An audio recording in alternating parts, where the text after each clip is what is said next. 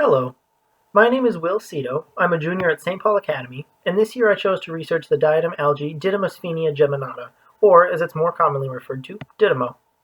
This species of algae is of great interest because while it grows in highly oligotrophic waters, it is able to generate huge mats of stock material that can practically choke a river. This question of high production from low resources is termed by many researchers the quote-unquote Didymo paradox, and is of interest to learn more about how specifically this organism is so successful and how that technology could potentially be applied elsewhere. Part of the reason scientists have had a hard time figuring out this Didymo paradox is because Didymo has never been successfully grown in a lab. Scientists in New Zealand have been able to get individual cells to grow, but never have gotten those cells to actually bloom and begin producing stock material. My research looked at previously recorded data, and more generally at the body of scientific literature about Didymo, to identify the conditions that would be necessary for it to bloom. I was able to identify a narrow enough window that I believe growth would successfully occur under.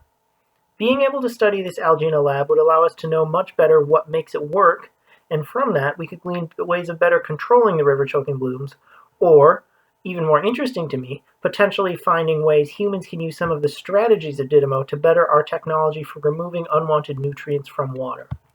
In the coming months, I hope to be able to test out these conditions on a Didymo specimen myself and get it to grow successfully, but for now this work is a critical first step towards that eventuality. Thanks for your interest in my project.